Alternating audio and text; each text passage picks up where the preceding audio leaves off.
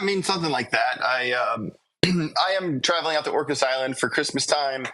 Uh, Flying out, early tomorrow morning, and I'm bringing like my travel kit with me. You know what I mean? I don't know if I'm going to be doing like live streams like I do normally.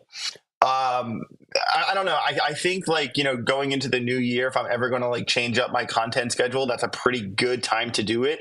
I realized in Las Vegas that streaming at 10:30 a.m. on the East Coast, I'm doing myself a big disservice because my main demographic is Americans, and the West Coast at 7:30 in the morning there. So I think if I move to like 1:30, 2 o'clock East Coast time, something like that, then I could, have West Coast listeners as well. I'd probably have like a bigger show if I did it a little bit later in the day. So I think I'm going to switch that up when I get back from traveling, but I'm still going to have like normal content come out. I'm still going to be filming like pre-recorded type videos, but in terms of live streams, I'm probably, my last one of the year was probably today. And I mean, in terms of, yesterday, we spent a lot of time talking about meme coins, and we got into meme coin arguments about provenance and what's first and what's best. And when you're talking about all these, top 100 cap coins on your show most of the time, and running through the stuff in the mornings when we're doing the charts, all these coins are based on, technology. They're based on utility. They're based on use case. They're based on things that people are going to do with them. The meme coins that we were talking about yesterday, though, and this provenance of, what's first and what's best, it's just a matter of what's first and what's best. Like, AJ, did you take a look at anything else after the show yesterday, or did you just let the meme coin talk go after? Well, I did take a look at a couple charts, to be honest with you. I do spend a lot of time like looking at Dextools and stuff like that. I have a couple like group chats, Telegram groups, what have you, with a couple of meme coins in it, and I agree. Like I don't think like necessarily like what's first matters as much. I think it's more like what's hot right now. It's definitely like the meme world is. It's all timing, man. It's 100% timing. Like if trading in the top 100, that also requires timing as well. But the timing for trading meme coins is like that magnified by 100. You have to be quick with it, especially because like because especially now it's so different because there's from Ethereum to Solana to Avalanche, whatever. So it's one of those deals where you really have to have your finger on the pulse, and you have to be in a couple different groups. Like personally, like there's a handful of Telegram groups that I'm in that and they're calling different things that all the time. It's like very rarely do you see like the same project come up. It's always like kind of jumped around. Do you get that vibe too, or no?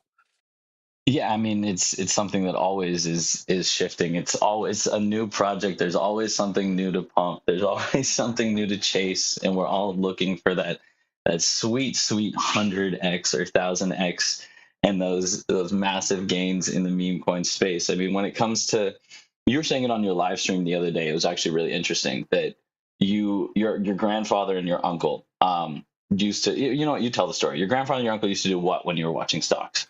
Yeah, so this is actually really funny. Like, I was kind of saying this to put it in perspective. I do like a segment on my show called Rate My Portfolio, right? And on Rate My Portfolio, people send in their bags like 20% XRP, 15% quant, 20% HBAR, whatever, and like I give them a score on a scale of -5 to 100.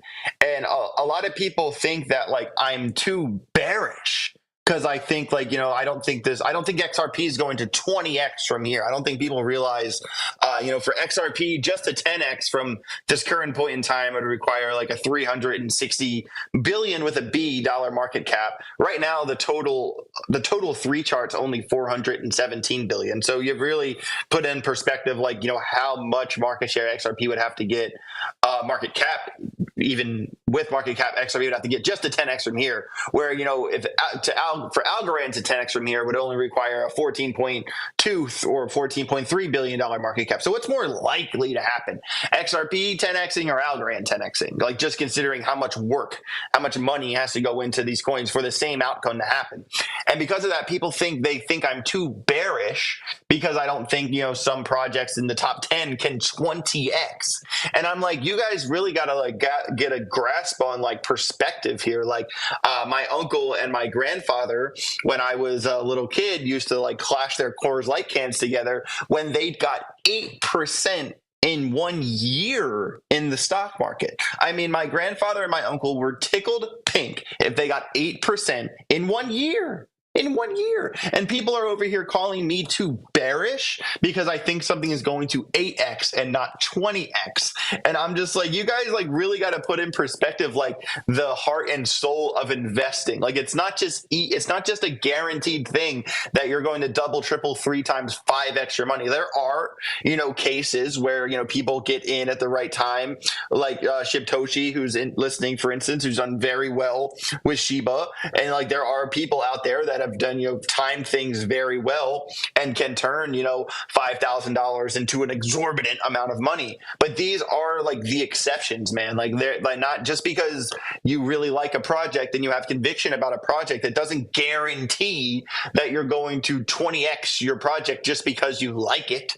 Like you have to realize the likelihood of it happening versus the likelihood of it happening to another coin with a smaller market cap. I think that just a lot of times people really they want to listen to the people that tell them what they want to hear and not the people that tell them what they need to hear. And I always like to come from a kind of pragmatic point of view.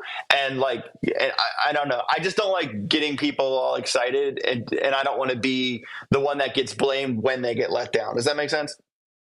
Yeah, no, I mean, it does make sense, especially when you see, it's funny because you see a lot of threads, especially about like either this wallet made, this to this, you can do it too, or you see a lot of threads about people, after the pumps and people talking about how their price predictions were off in kind of a big way.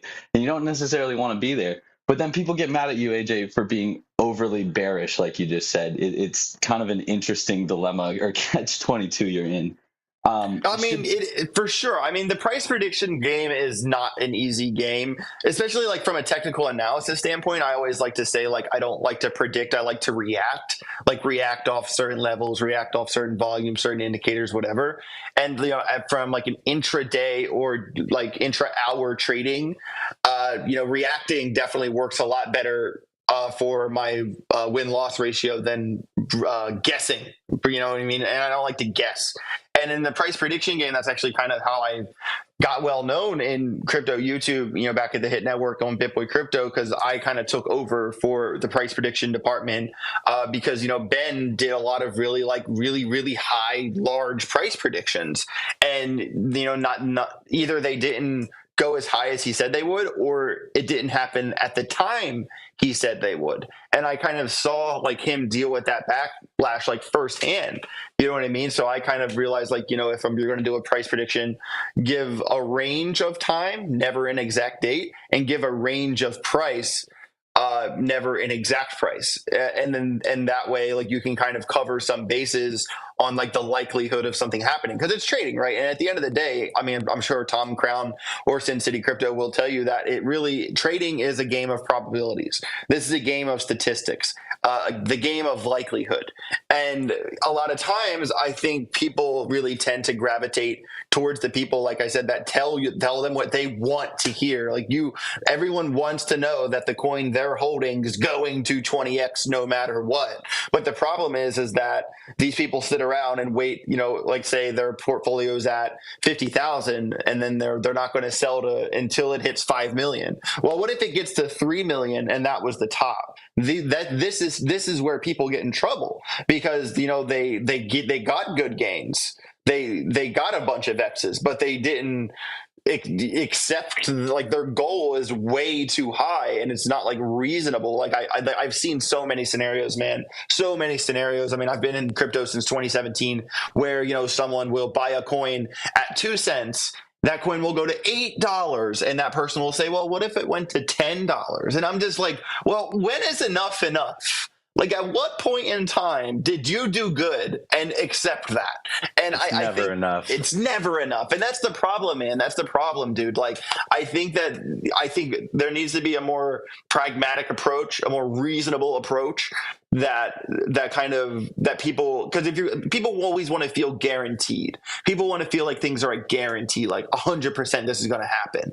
And I like kind of, you know, in the rate my portfolio segment, like I like, you know, affirming people like, I think this is going to do well. I think that it's likely that this will happen, but never will I ever, you know, go too far. And because I just seen so many people get in trouble with it. And I think it's important to keep it reined in.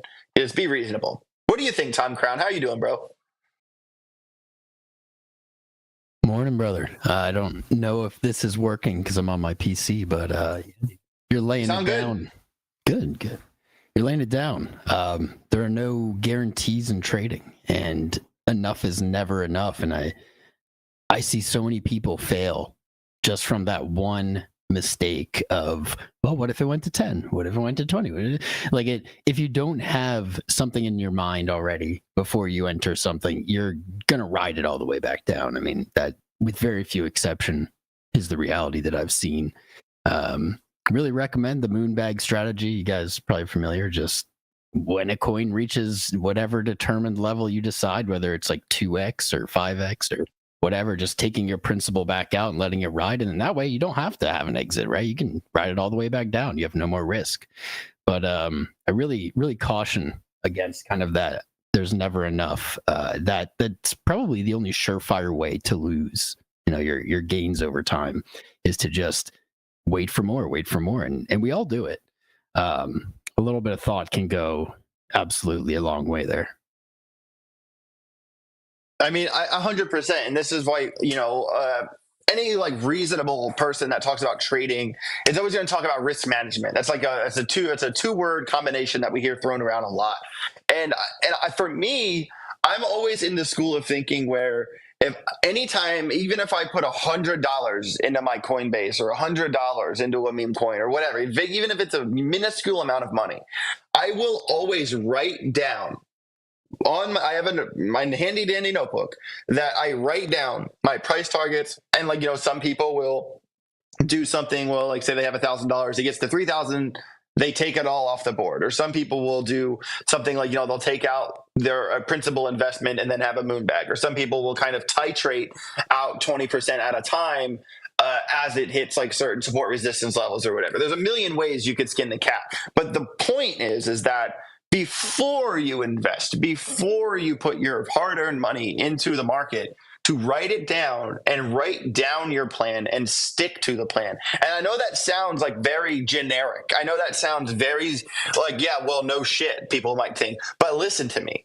That very simple piece of advice is the difference between you actually, you know, no one ever went broke taking profits, and that's how you avoid riding it back down to the bottom. I've seen it time and time again, how people have these insane success stories that don't have a good ending, that have a bad last chapter because their goal was too high. They listened to someone that said it was going to 10x when it only 8x'd or whatever. I think, you know, there needs to be like a more realistic approach. And I people don't like to hear that shit. People really don't like to hear that. But I don't know. A really good example. I think everybody probably even knows the Dogecoin millionaire. That guy rode that all the way back down. He went from nothing to a millionaire back to like nothing. It can happen to anyone. And I think I can take it a step farther than even writing it down, because that is the right idea. Absolutely, 100% great plan. But I think even better than writing it down is when you go to make your entry, right? You buy a coin, it's $1, and you say, okay, I want to get half of it out when it 2x's, so I have my principal and there's no more risk.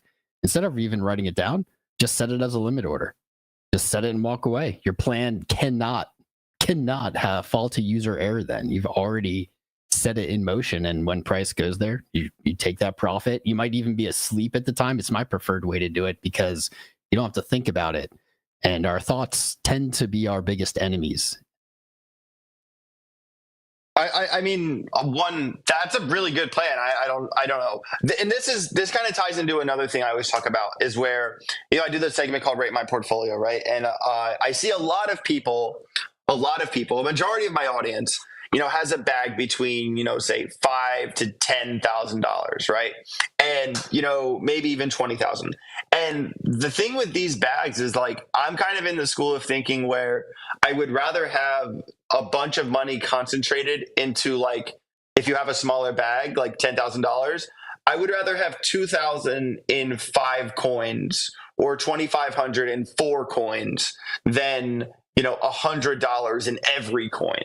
And like there's always this, like, there are these people out there that have 2%, their whole portfolio is 2%, 2%, 2%, 2%, 50 times. And like, I cannot stand that because like one, I understand, like, you don't want to miss a pump. You're scared. You're so scared to miss a pump.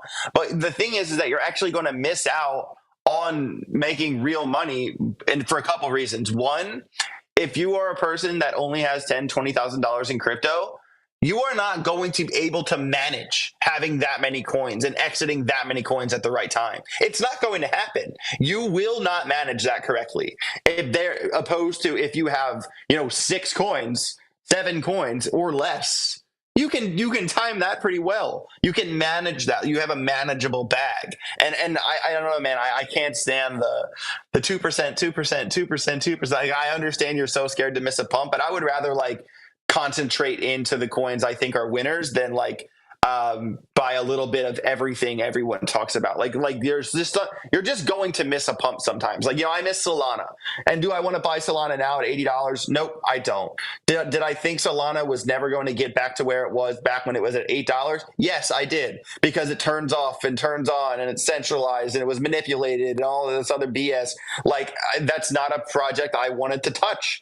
And that's a project a lot of people talked a lot of crap about, and I understood. But just because I didn't get in, and do I day trade Solana, leverage trade Solana? For sure. But is it in my HODL bag? No, it's not.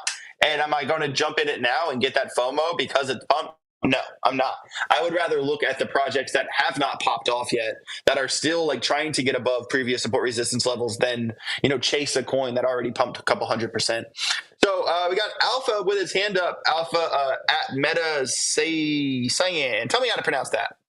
Yeah, it's Meta Sayings. Alpha Saiyan is just like it's just the name on Twitter, bro. That's how I go, I like it.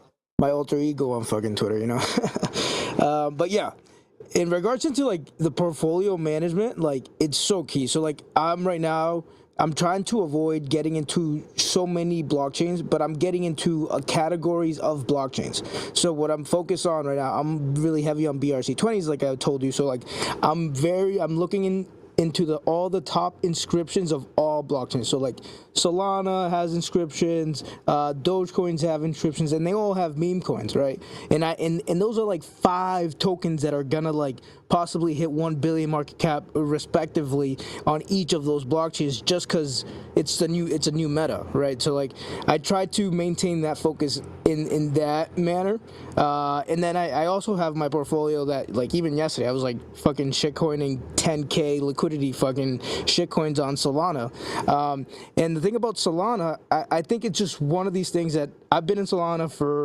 since I owned a SoapPunk, everything. I've done it all on Solana. I'm a big Solana, like, I support Solana a lot, right?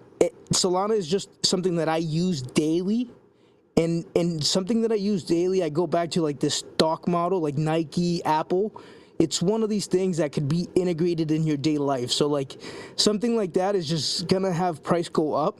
Any pullback that I could get, I just buy Solana. It's just something that it's like Bitcoin. I want to have Solana because I use it, and Bitcoin I want it because I want to store it.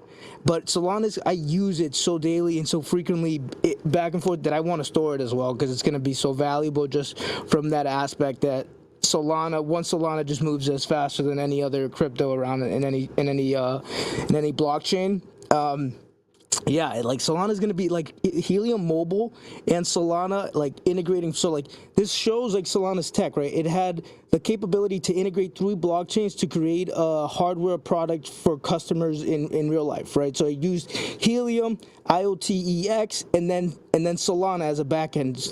Helium is the decentralized network. IoTeX is where you do the depinning, and then Solana as the background, like pretty much the backend of the whole like operations here, and that shows like OETX had to bridge over from ETH because it was originally making like smart IoT devices connectivities with Polygon and trying to scale that, and they couldn't do that at all. So that kind of shows me that pillar of like Industry 4.0 wouldn't be achieved on ETH, even on a layer 2 level. So like that kind of shows me that Solana is something that even at these price range, it's don't buy green candles, etc. But like any pullbacks on Solana is like major potential because I think it still has a lot more to run. Just because it's just my favorite coin and in all blockchains, I love Bitcoin, but Solana is a different token. This is really nice. Just really fast, Alpha. What's your price target for Solana? What do you think is possible? So like, right, you were talking about like 300 billion market cap, right? So let's say like Bitcoin goes, what's Bitcoin at? 800 billion market cap.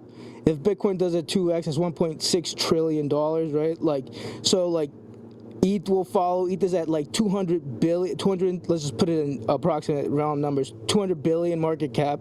So let's say ETH goes to 10K an ETH, let's say max, right? That's a 5x from now. So that would be ETH at 1 trillion market cap. Then Solana, what is Solana at? Like 30 billion market cap right now. So for Solana to get into the 100 billions, right? That's just like a 5x, 6x from now, 5x from here. So I could see Solana 15 to 20xing and getting into like where ETH is sitting at now. And maybe even gaining more gaps. So like I think Solana still has that 15 to 20x potential. Yeah, just to clear things up really fast, Bitcoin's cap 856 bill, Ethereum cap 268 bill, and Solana 34.4 bill. I was rounding off, you know. Oh yeah, you're good. You're good. I just wanted to clear that up for the audience. I was kind of looking like maybe like $500-600. Solana is up 20% on the week, currently sitting at 81.68. It's so funny. When Goody first came out here to Georgia, we played frisbee golf for the first time and all the thing, disc golf for the fall. I can't believe I called it frisbee golf. Don't kill me. For the first time, Solana was at like $20-some, and he was like, "It's going to 40," and it went to 30, and went to 40, and then it went to 50, and then it went to 60. At any point in time, we could have bought Solana, but of course, it's just like there's that bias of like when something rips, it's so scary to buy something that's just ripping because you think like we've all had that experience where like if something goes from 5 to 10 and you buy it at 10, it goes back to 5, and then you feel dumb. So it's definitely that like kind of recency bias.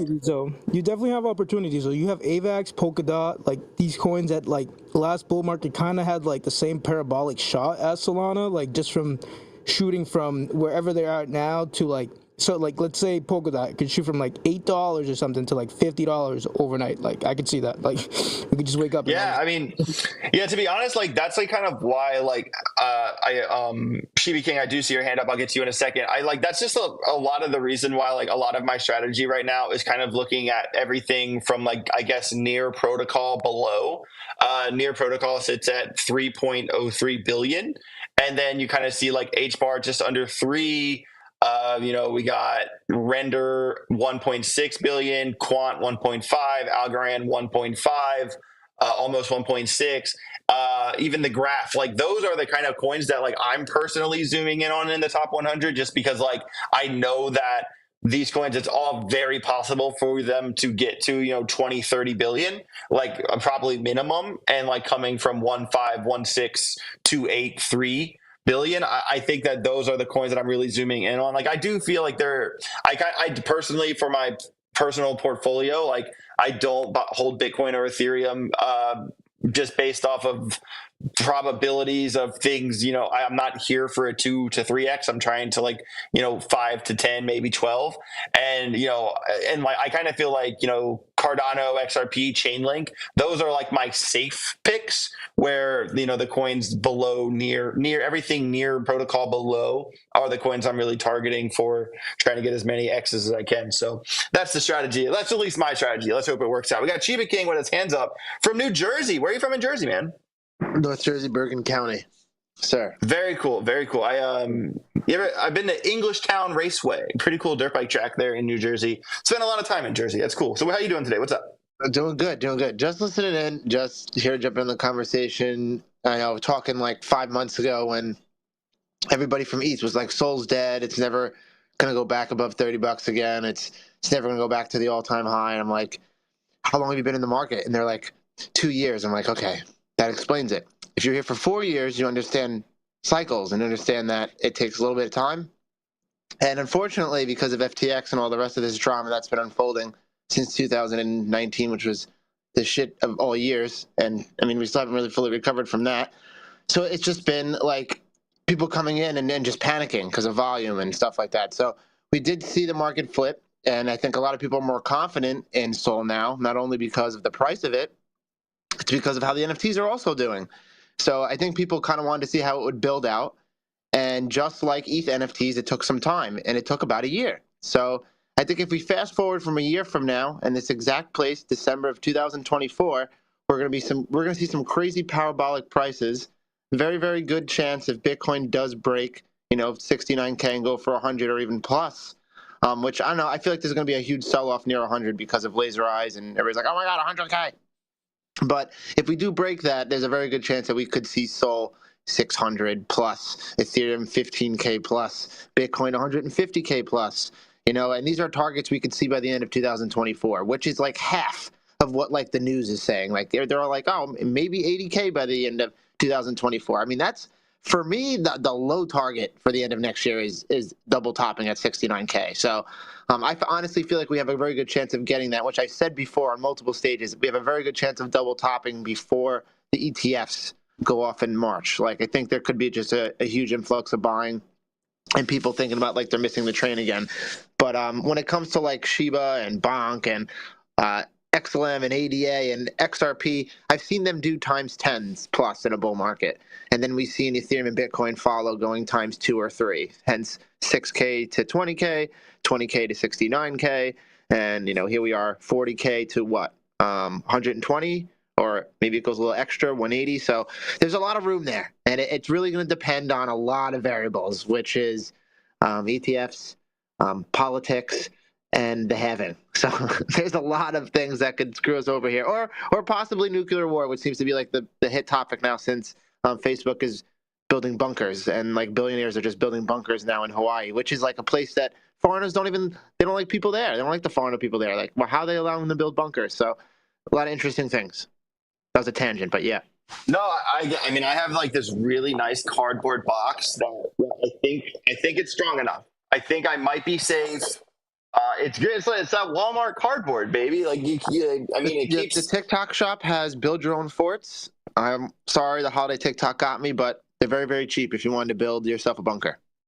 I got one. A nice cardboard box. We're strapped in, everybody. We're strapped in. Want to pass it to my homies over at Sin City Crypto. Really good friends of mine. I crashed with Big Rob when I went to Vegas. Dave is also a really good friend of mine. They've killer YouTube channel. They've been in the game for quite some time. What are your thoughts on the conversation at hand right now, and specifically, what are your thoughts on the meme coin markets that's going to be the topic of the conversation as we move into the sponsor conversation? What's up? Is this Dave, right? Yo, what's up? Yeah, it's David. What's poppin', bro? How you doing? Good, man. Thanks for having me up here.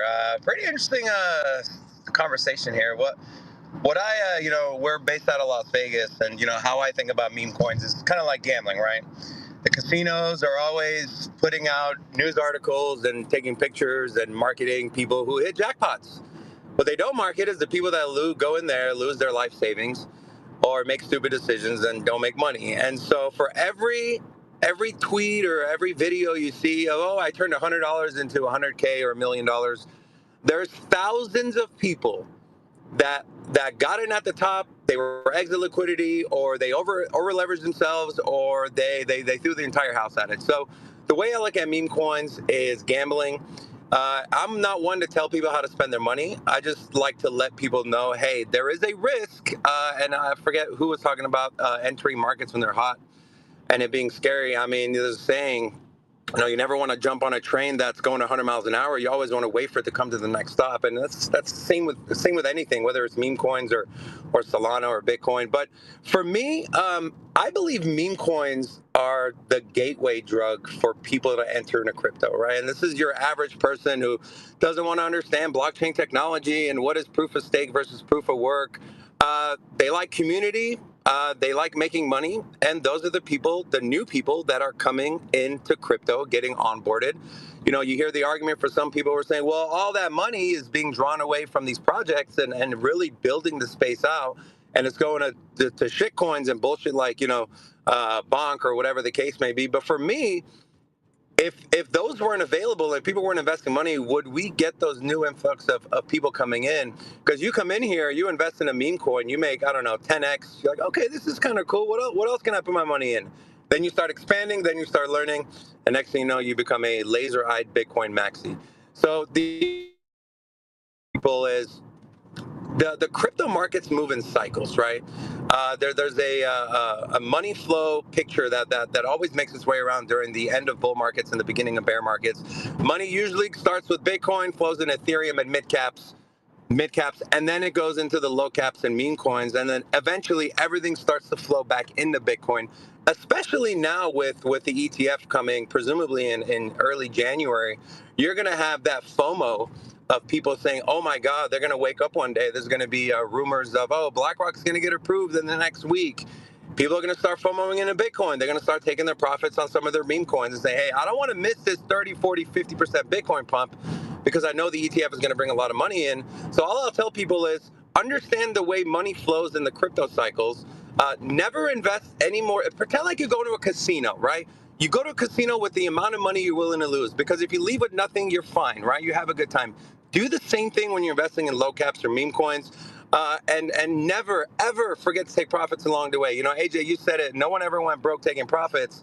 Don't get greedy, right? Have a target in mind before you even enter. Enjoy some of those gains, and definitely leave a little bit behind for that just in case.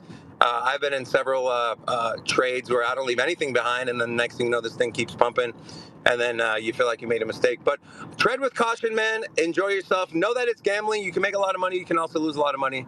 Yeah. No, totally. Great share for sure, man. And like, I don't know. And it's always like kind of like one of the topics I kind of like to talk about, like where people, make the comparison of gambling, right? Well, in my mind, there's like a couple different sectors of gambling. And then there's poker, right? There's the slot machine, there's blackjack. You're playing against a house. And anytime you play against a house, even if you win, if you keep playing, eventually you will cross the threshold and the house will win. The house odds, that's how they built the house, from people playing the house. But then there's poker. And in poker, I'm playing you guys, and luck does not explain why there's so many familiar faces at final tables. Poker is a skill-based game. And then there is like kind of this line, especially with crypto trading, where I feel that it certainly is a skill-based game. There are more speculative assets. There are, some projects, especially much lower down the market cap list, where there is, a handful of luck involved. But then there is definitely the part of trading where, where the cream rises to the top, and they separate themselves from the masses based off that skill-based game. And I kind of always have looked at crypto trading as a skill-based game, especially particularly like leverage trading, top 100 coins. The winners will always separate themselves, where the more speculative you get, the further down the list you go, it is always going to get riskier and riskier and riskier. Just don't play slots, play poker. That is my overall bit there. But shout out to the guys at Sin City Crypto, really good friends of mine. Definitely check out their channel whenever you get a chance. I do want to move over to our sponsor, about Shibadoge. And I like the name. I mean, kind of combines the two together. And so I do want you to give a quick overview of what Shibadoge is, background of like the name behind it, like the reason it is named that. And the floor is yours. How are you doing today? Hey, what's up, guys? Leo here. How you doing? Can you guys hear me okay? Yep, you're good. All right. Good morning. So great question, man. Just give everybody a quick little rundown. I know a lot of people know about us, a lot of people don't. We've been around for 2 years now. Actually, on the 24th of this month will be our 2-year anniversary. Shibadoge actually started when the five founders, initially we kind of found a lot of success in crypto, right? In meme coins and all of this degen gambling stuff that you guys have been talking about for the past 30 minutes. We found most of our success in that. Dogecoin and Shiba changed our lives in the way where we were able to put aside enough money to not have to worry about, regular things that we used to worry about back in the past. So Shibadoge was created based off of the fact that there was a lot of diversity and a lot of clashing going on between the two communities. And since we were both invested in both communities, we were like, hey, let's kind of bring a form of unity together and launch a token, launch a coin that represents both of Dogecoin and Shiba, since both of them were involved in changing our lives for the better in the financial aspect. And that's how the Shibadoge token came to life. And you fast forward 2 years, now we've built a self-sustaining ecosystem, which now runs the Shibadoge token, the Burn token, and the most recent gold coin that we've introduced. Yeah, that was my next question. You lined that up perfectly. I wanted to ask, the inception of gold token, and explain what it does, how it adds to your ecosystem, X, Y, and Z. Why gold token? I think great name. Thank you, man. So realistically, look, we came out with something that we call the Shibadoge Launchpad. Obviously, everybody knows what a launchpad is, and this was kind of like one that we introduced under our brand.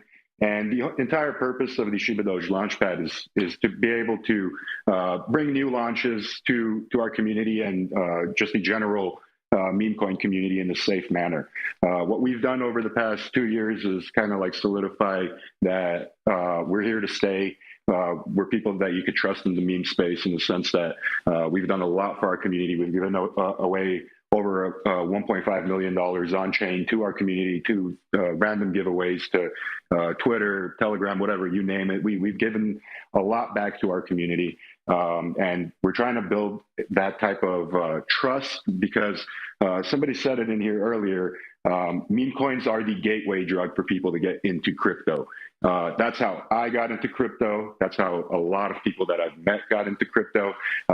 It's much harder to explain the infrastructure of a blockchain to a newbie and kind of like get them to be bullish on crypto. Whereas, compared to a simple coin like gold with a simple mission, is much more easily explainable to somebody new. And what we all know, like, once you get into a certain crypto, whether it's the most simple thing or the most complex thing, as soon as you're tied in, you're on the computer screen. You're literally researching everything, and within 2 hours, you're telling another one of your friends about what you've learned, right?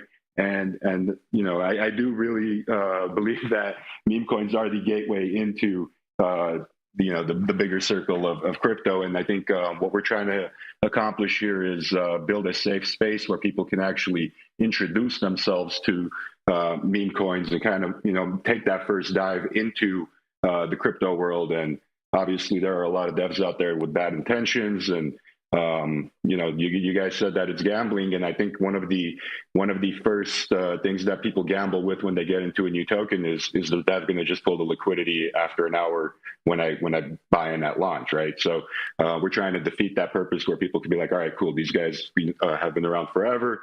They've done XYZ launches, and we reached $250 million market cap on Shibadoge, over 100 and some odd million on our Burn token.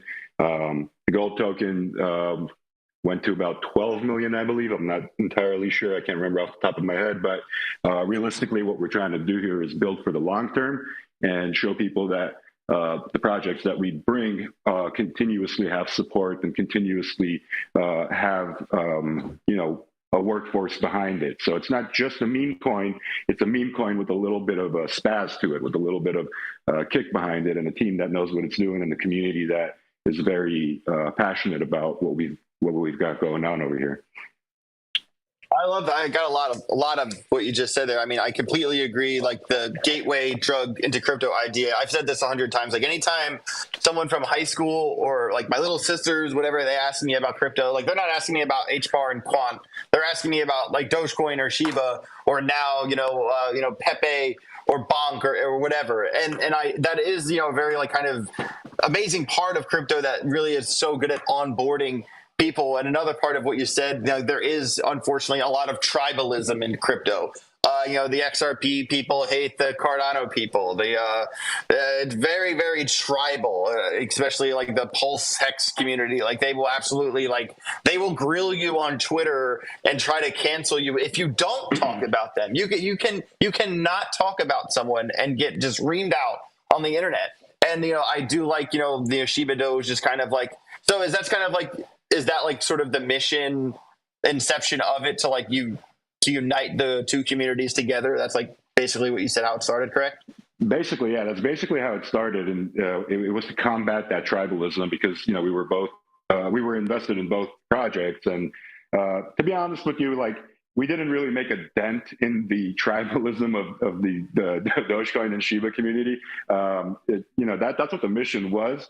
What it actually turned into was it went from us trying to unite those two communities to kind of like uniting a bunch of other communities in the as a byproduct, right? So just based off of the concept of unity, we were able to build an entire brand out of it, bring a massive community of people that are in the space for a positive reason and not those tribalistic fucks that come in and try to bash you just because they're in a competitive token or whatever. We embrace competition. When people come up and they kind of ask us for our advice, we give them our advice. We never try to create a sense of tribalism because we know alone you can only go so far, but together you can do some crazy stuff. And I think if the entire crypto market and community were able to understand that and not get so tribalistic about things, we'd have been in a much better place come now, right? And realistically, after 2 years of doing this, I don't think it's an easy task to be able to it's easier said than done, but I still have hope, and I do really think that what we've got going on over here is going to be expanding over the coming years, and we're not going to be seeing as much tribalism, especially with a lot of focus of Bitcoin. People are focusing a lot more on Bitcoin now, whereas the meme coins have been going under the radar for such a long time, and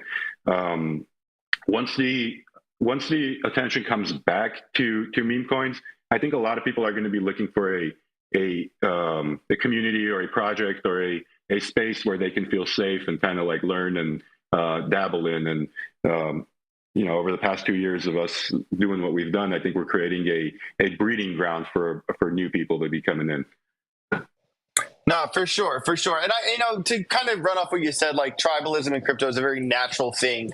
I feel like, all the Cowboys fans hate the Eagles fans and all the Giants fans hate the Cowboys fans. And it's just I think it's with American football and everything, I feel like it's just a very natural part of crypto. But at the same time, it's kind of the most disgusting part of crypto because we want to seem united. You came very close to saying one of my favorite quotes is, we might not have it all together, but together we could have it all. And I really I want crypto to seem like an inviting space for people on the outside looking in. And I don't want to see people thinking about getting into crypto and they take a look at Twitter and we're all just bickering amongst ourselves over whatever it is. And I definitely appreciate the push there to unite communities together. And there are a couple of a lot of questions I have. I'm going to ask you a couple of questions, and I'll open it up to the panel. But specifically, what I'm always interested in is figuring I am going to ask you about the roadmap, but first I want to ask you about the marketing strategy. I feel with your market, it is you are kind of hitting the demographics of like Shiba and of Doge, obviously. And I also could feel like people that are like die-hard Shiba people or die-hard Doge people might not like that you named your project what it is. So I just kind of want to ask you, like, what's like your response to that, and like what's your like marketing strategy, especially during like like these next phases as we approach 2024? Yeah, for sure, man. So I'll give you a quick rundown of how like the marketing strategy was in the very beginning. The very beginning was kind of like guerrilla marketing in a sense, where we launched the project, and we had a whole bunch of eyes on it. Twitter, YouTube. We were big on YouTube at the time, and that's when YouTube was the meta for meme coins, and you had a bunch of YouTubers that were really able to bring a lot of attention to your project. So YouTube was a pretty big a factor in our growth, but now the meta has shifted, and we've kind of like established a presence in the space. So a ton of people actually know about Shibadoge at this point.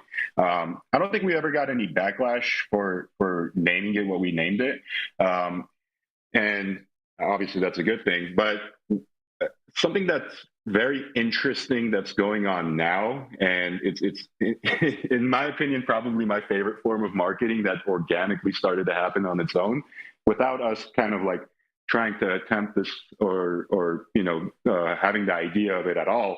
Just started happening on its own. People will come into our community and think that we're Shiba or think that we're Dogecoin. And we got to sit there and kind of like explain to them, like, well, thanks for coming in and like learning about us, but we're something completely different. And I think that's awesome, man, because in a sense, it's like, okay, so Shiba Inu, Dogecoin, two of the biggest meme coins in the world. We all know that. Everybody in the world who dabbles in crypto, they know about it as well. The newbies who don't even own or have ever purchased a token, they know about it as well.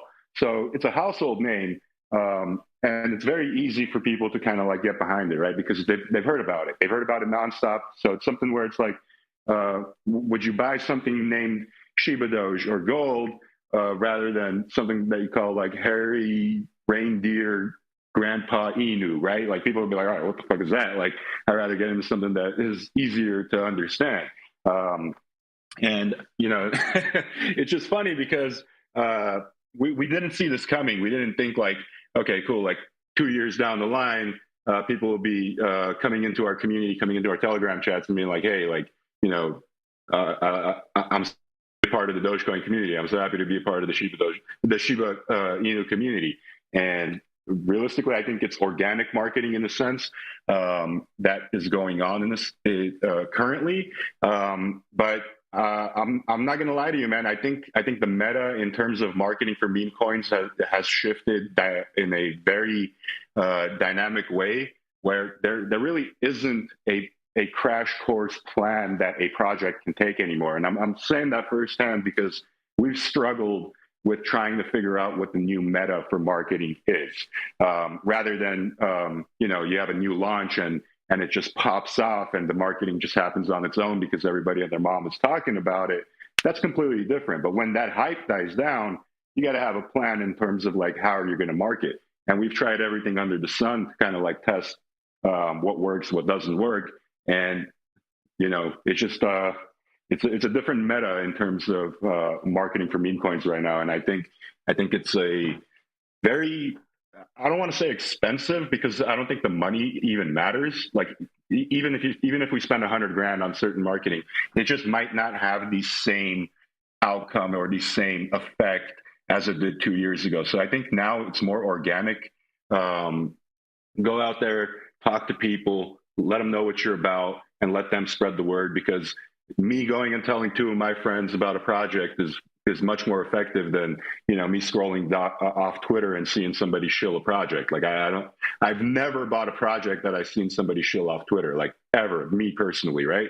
Like I don't scroll and be like, yo, okay, cool, that's a cool post, boom, let me go buy this shit. I don't do that. But if one of my homies comes and tells me, hey, like maybe you should look into this, like they've done this, that, blah, blah, blah. I'm like, all right, cool. Let me go ahead and do that. So I think creating a connection with your community and being able to show them who you truly are and what the project is truly about is much more effective than than the marketing that happens now. Not to say like we don't do any marketing. I just think that it's just much more effective. It was much more effective in the past than now, and I think the new meta is something that we're still working on trying to figure out. Well, totally, man. I mean, the meta constantly shifts because the landscape is constantly shifting. So you always kind of play ahead of the game. But I feel like from a tokenomic standpoint, I feel like you guys kind of have a little bit more to offer than maybe some other projects do, especially coins that, like I feel like Dogecoin, I'm pretty sure there's like 13 or 14 million new Dogecoin created every day. And that's not really doing the holders a favor. But in your term, I have two questions. What percentage of your total supply was burned out launch? And secondly, can you explain the auto deflationary feature of Shibadoge and how it benefits the holders?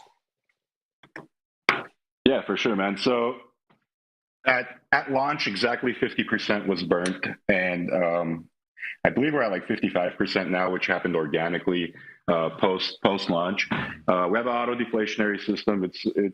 It's built into the tokenomics, right? Shibadoge is a tax token, and anytime a transaction happens on chain, a certain amount is distributed to holders as reflections. And since the burn wallet is a holder itself, burn wallet also receives reflections, which is the dead wallet. And over time, over the past 2 years, organically, close to or over 5%, I have to look at the exact number, but close to or over 5% of the total supply has been, passively burned. So that's pretty cool. But in our entire ecosystem, we offer, different variety of tokenomics as well, right? So it's like you have our Shibadoge project, which is our flagship, the mother project, has its own custom tokenomics, and then the burn token has its own custom tokenomics, and then you have the gold token, which is our first token that is a completely zero tax and renounced contract token. So we have a diversity of different types of ways that people can kind of like dabble in those types of tokens, right?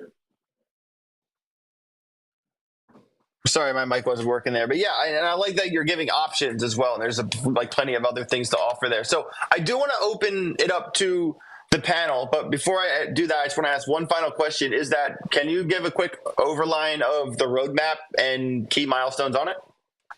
Yeah, for sure, man. So honestly, we've kind of accomplished most of the things on our roadmap, which is on our website. If you go to realshibadoge.com, everything is kind of like almost checked off. But in terms of like a roadmap that can be sustainable for the future of what a meme coin really is I think those roadmaps need to be dynamic, and we've seen that over the past year where we changed our vision and we changed the roadmap in a way where we find more fit. So we'll add things, remove things if we realize it's unfeasible. But realistically now, the number one goal is to continue to build the community, continue to be able to build new tech and build a space where people can safely, navigate through Web3, and so they don't have to deal with, these shady developers and people on live new pairs or whatever else, and just give people a platform to be able to express themselves, ask questions, help newbies out. And realistically, I think growth factor is our number one priority. And, obviously, in turn, the more you grow as a community, the more you grow as a project, you would hope that it reflects on the market cap and on the price of the project as well. So, instead of us going here and trying to be like, hey, let's try to pump this price up as high and as fast as we can, we're kind of taking a slower approach and kind of like looking at it more long term, where we're like, hey, we could actually build something really cool here. We have a nice brand, and I think we can organically grow this community to a point where, 5 years down the line, we may be a heavy hitter in the space. And that's our goal as a brand. That's our goal as a collective of projects, is to be a heavy hitter in the space one day, whether it's 1 year from now, 5 years from now, it doesn't matter. That's our goal. That's what we want to do. We're dead set on being in the crypto space, unless it's banned worldwide, which I don't see happening. That's where we want to be over the course of the next decade. For sure, man. And I really like that you're taking, the long-term approach. That's really mature of you to say it like that, because a lot of people in crypto, even the projects, just want to get rich quick. So I really appreciate that approach. So I do want to open it up to some of the other panelists, speakers here on stage, to ask any questions they might have for you. I do want to ask Shibtoshi, day one Shiba whale, absolute killer in the space. Shibtoshi, do you have any questions for Shibadoge? Yeah. Hey, thanks, AJ. Hey, Shibadoge. Good to chat with you again. This isn't our first encounter. I think the last time we spoke was over the Shinobi acquisition. But so obviously the first thing that stands out to me with your token is not necessarily the name, but your liquidity to market cap ratio. I mean, that to me stands out way more than anything else, because unlike most meme coins, your LP is relatively fat to your ratio. I think it's something around 30%. Does that sound about right? Yes, sir. Yeah, man. Good speaking again. I think you spoke to my partner Peter last time, but yeah, man. How are you? Yeah, dude. Our liquidity pools are pretty fat in terms of the ratio. And that was actually accomplished through a part of the tokenomics of Shibadoge as well, where we had a percentage of all transactions feeding into the liquidity pool to create something that can sustain itself, right? Yeah, I mean, it's actually pretty impressive. I believe you're around a $5 million market cap with over $1 million in true liquidity, $2 million overall. I mean, that's pretty impressive. But I wanted to pick your brain on, so obviously when it comes to meme coins, in the beginning, you have your hype phase and you're marketing the green chart to everybody, and that's usually what everybody's buying. But when that subsides, what do you think is the next move for a meme token, especially in a market like this? I mean, what would the next phases be? Would it be building utility, taking advantage of that to market utilities in the coming bull, or what's your thoughts on that? So that's an extremely good question, man. I think what separates good devs from bad devs are people who actually believe in their own project. There are people who do it for reasons of just financially benefiting themselves, and there are people who do it because they actually have love for the space. We actually have love for the space, so we believe in every project we do. Obviously, we don't like to lose money on anything. We as a brand, as a business, want to be profitable as well. But that aside, I think when that hype phase is done, when all shit hits the fan, what separates good devs from bad devs are people who don't give up and continue to stay focused on their mission. Now, the dynamics of your marketing and the way that you engage with your community has to change as well, because now you're in a bubble, right? Now you're in like a time chamber where you have to continue building, you have to continue coming up with new ideas, being creative, and kind of expanding your ecosystem as you wait for that next initial rush to come back in. And as long as you don't give up, and you keep working towards something, I do truly believe that you will find success again, in the sense where your next time to shine is a step away. So a journey of 1,000 miles begins with the first step, and we don't know where we're going, but we're taking it one step at a time. We do know that we want to continue expanding, so we've been introducing new products. We just launched the Burn token very recently. We're working on a few other things in the background as well. I think realistically, we just want to stay true to our brand and be true to our community, and be able to do honest work in the space where people are screwing people over left and right. And I think our hard work will outshine one day. Well said. So with that said, I mean, your project in particular, are y'all kind of more of just a community-based project, obviously incorporating marketing in there, or is there any plans for utility in the future? Because me personally, I think most projects should be taking advantage of this time in this market to build utilities for the coming bull. So what's your thoughts on that, and applied to Shibadoge? For sure, man. So yeah, kind of to touch on that, we actually have a bunch of utility already pre-built and introduced into our ecosystem as well. We have our NFT side of the business. We've built some pretty crazy tech. We were actually probably the first people. I don't like to say this because I can't factually prove it, but I hadn't seen anybody else talking about it when we introduced it, so I'm going with it. We were the first NFT creators of customizable NFTs, where you can actually dynamically change the look of your NFT. We have our Doge Army, Shiba Army NFTs, where we also have the war zone. People deploy their NFTs into the war zone. It earns them tokens, Shibadoge tokens, burn tokens, you name it, different types of rewards. So that's a type of utility that we've built. But more interest. The thing that interests me the most is our technology behind the customizable NFTs, where people can pick up a hat, just like in Counter-Strike, where you could pick up a skin for your gun and equip it, and changes the whole dynamic, the whole look of your character. We have that same option for our NFTs, and a lot of these equipable items we call they have modifiers on them as well. So when you deploy your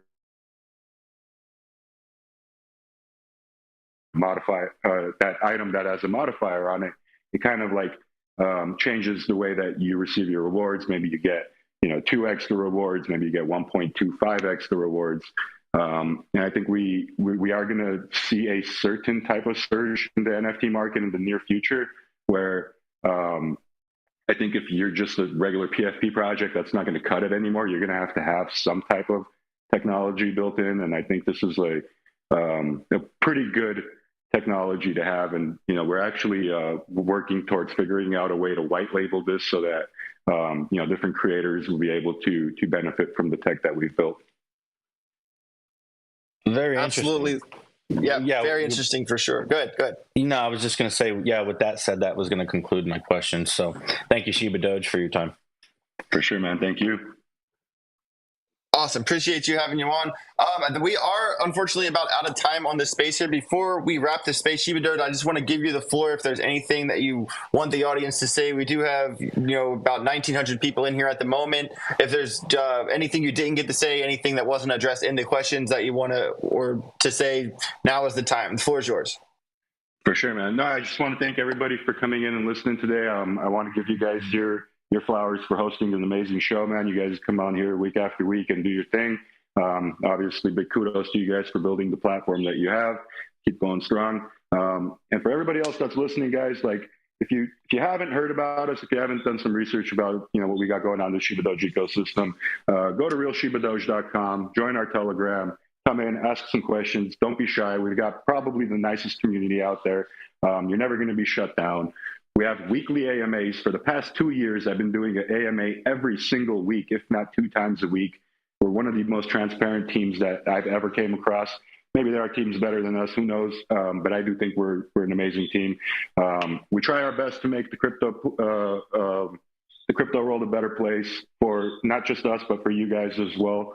We're not your regular meme coin project at this point. We're running 2 years strong. We have high hopes and high dreams for the future of crypto and the future of our project. So come check us out, pick up some tokens, buy some tokens, hold them, do your thing. It's never any financial advice, but we are trying our best to push this to new levels. And, I do think that everybody is welcome in a sense of, if you have any questions, if you have any concerns, if you just want to come hang out, feel free to join.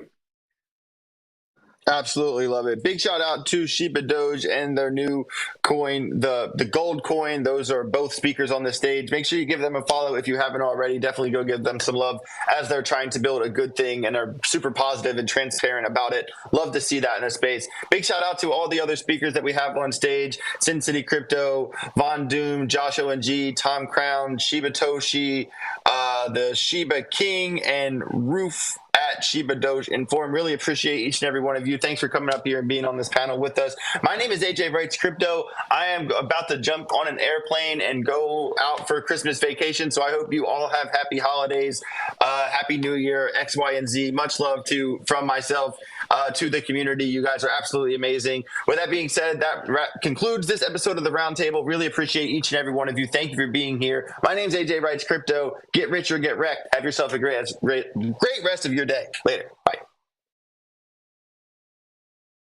And be sure to tune in for the space in 20 minutes with our next sponsor.